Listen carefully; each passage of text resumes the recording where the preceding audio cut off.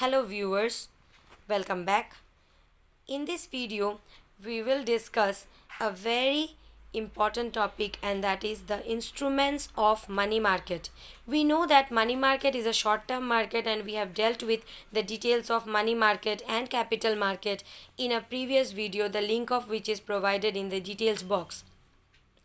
Also, the various instruments of money market are to be learnt in details, and often students find it difficult to remember. That's why this video is providing you with a very simple method of remembering each and every point that you are to write as a part of short note if any of these come as a short note in the exam. So this video will help you to learn, remember and register the points in your mind. So watch this video till the end.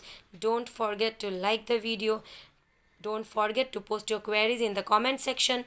Also, don't forget to share the video with your friends. Here we begin. The instruments are dealt with in each column. One column is dealing with the various characteristics of one instrument. In this way, we will deal with all the instruments that are traded in the money market in this whole table. Let us start. The first instrument that we are dealing with is treasury bill. What is a treasury bill?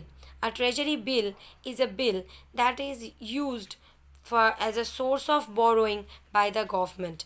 So treasury bill is usually a bill or an instrument through which the government borrows from the general public. The government uses these instruments to borrow whenever they need huge amount of money from the various sources, and when the sources are exhausted, they use such type of bills to borrow from the general public. So treasury bill is a very interesting instrument. And what is the duration? Remember, it's a money market instrument, so the duration is definitely short term, that is less than 1 year.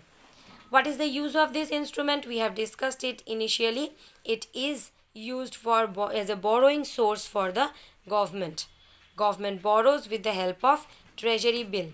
So, if the government is borrowing with the help of a treasury bill, then who will issue this instrument?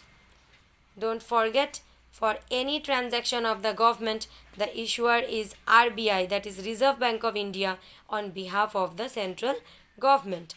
Remember, Reserve Bank is acting as a banker to the government, as an advisor to the government. So Reserve Bank is issuing this instrument on behalf of the central government. Now, what is the risk associated with this instrument?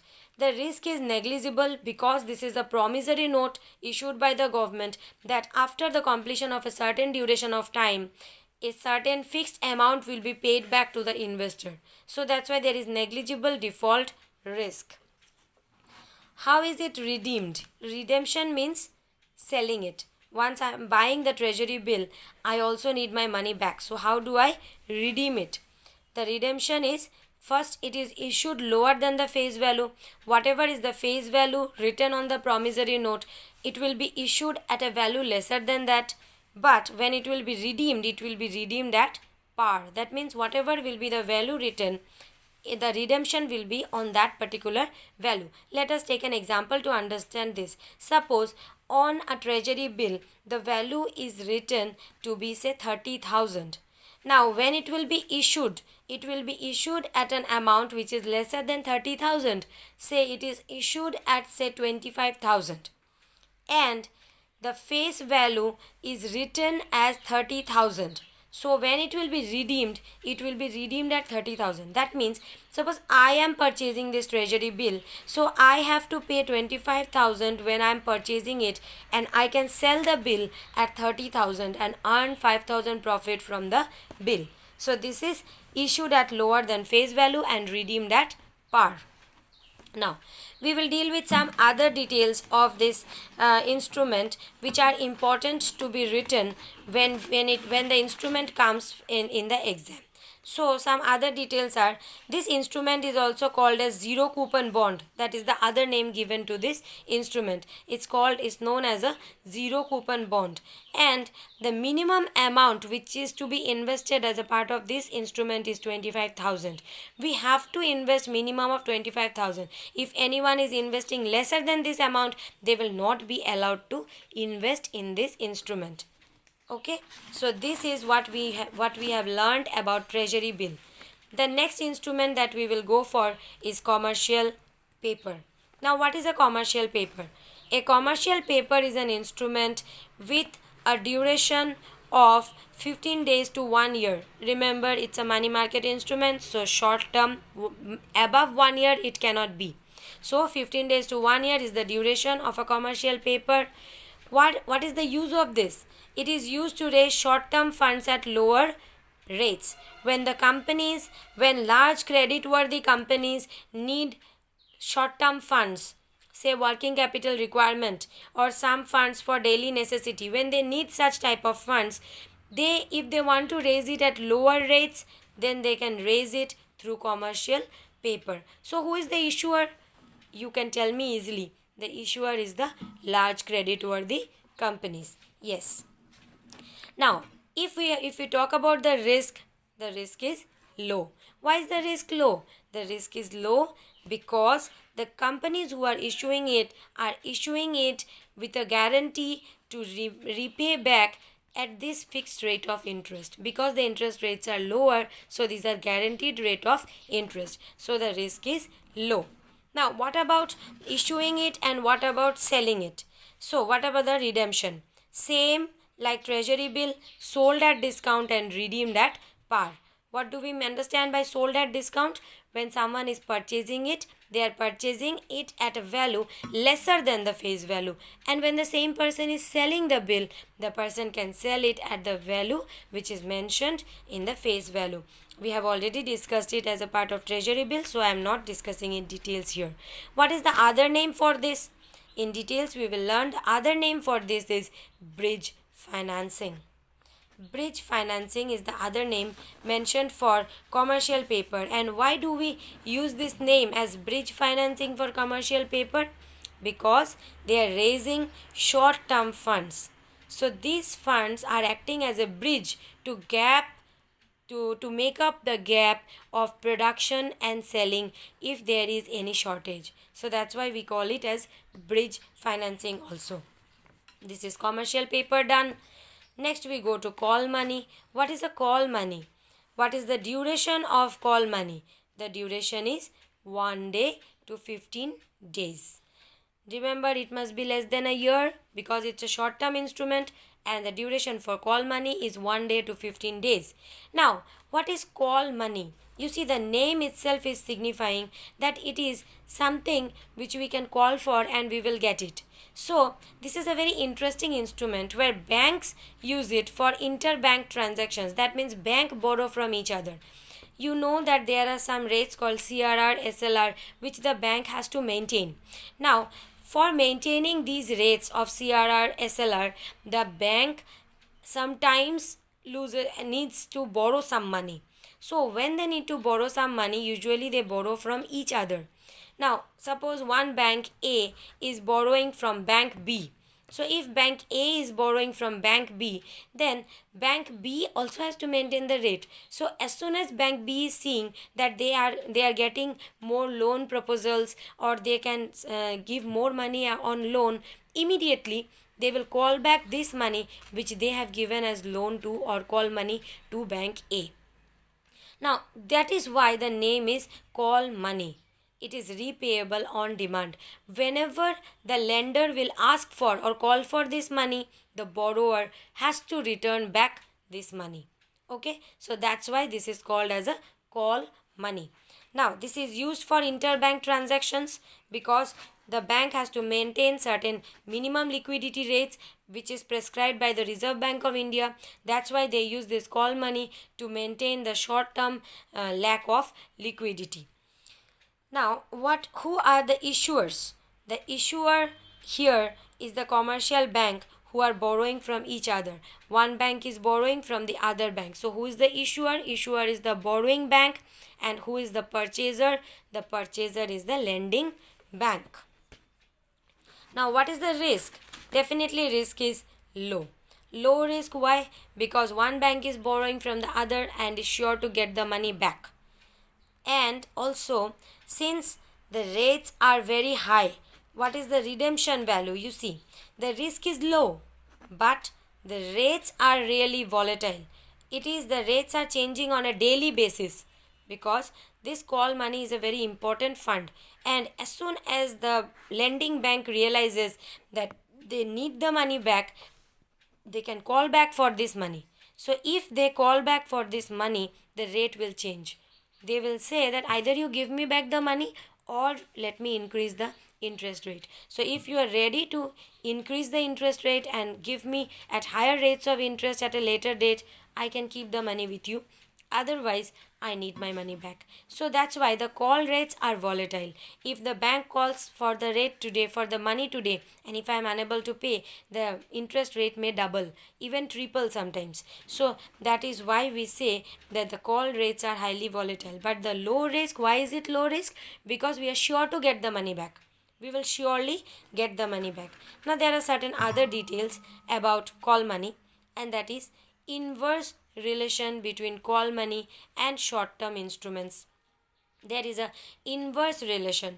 If the short term, that is other instruments, if their value is increasing, call money's value will decrease. If the short term instruments value is decreasing, call money's value will increase. So there is an inverse relationship between call money and other short term instruments. The reason is, when the bank finds other short term instruments as viable proposals for investment, they will call back their money and invest there. But if the bank sees that the other short term instruments are giving them lesser amount of interest, then they will stick to call money, where the interest rate will increase. So when the call money interest rate increases, other instruments interest rates are low, and when the other instruments interest rate increases, the call money decreases. Understood? Now this is call money. We will go to the next one, which is certificate of deposit. What is a certificate of deposit? Now a certificate of deposit is actually a short term instrument, but it is in the bearer form. That means whoever is holding the certificate is the owner of the certificate and can encash the certificate. So it doesn't have any fixed bearer. Whoever is holding the certificate is the owner. Now this certificate of deposit is usually used by development financial institutions and also by commercial banks when they want to mobilize large amount of money. Sometimes these banks and institutions, they sometimes want to mobilize huge amount of money for certain purposes of investment. So in that case, they make use of this certificate of deposit on a short term basis, but the interest rate is usually high. So what is the risk associated with this? The risk is that it is unsecured instrument, but we cannot say that the risk is always low or the risk is always high. The instrument is unsecured. Now redemption. What is the redemption? It is redeemed at a high rate as demand for credit is high. When we are talking about the certificate of deposit, we are very clear that we need money. We are in need of large amount of money. When we need money, then only we use this certificate of deposit. That's why when we need money, we are using this certificate. So it is redeemed at a high rate. The rate of redemption or rate of selling it is very high, because the demand for credit is very high. So when the demand for credit increases, the interest rate or the value of credit also increases. That's why it is redeemed at a high rate. Some other important details is that it is issued during tight liquidity period. This point we have understood from the points above, that is, we need large amount of money. When we need large amount of money, when liquidity is very less or when the cash flowing in the economy is very less, then only we need large amount of money. So it is issued during tight liquidity period. So this is all about certificate of deposit and who is issuing it: commercial bank and development financial institutions. Next one is a commercial bill. Now commercial bills are such instruments which are usually with fixed durations. The durations are fixed or prefixed with mutual consent. That means the party who is issuing it and the party who is buying it, both will give a consent, and then the duration will be fixed. But we must remember that the duration will be less than 1 year because it's a short term instrument. It is used to finance credit sales of the firms. The use is completely different. We are not financing any other use, but what we are financing here is the credit sales of the firms. So sometimes the firms sell the products without receiving the money for the sale. So it is that case when we are using commercial bill. We are using this bill so that we can ensure that the people who have purchased from us on credit will definitely give us the money back after the prefixed duration. So who is issuing it? By now you are clear with it that large creditworthy companies or usually companies are issuing it.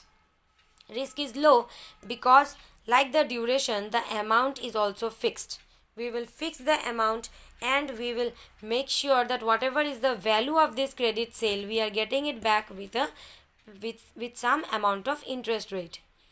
Now, what can the lender do?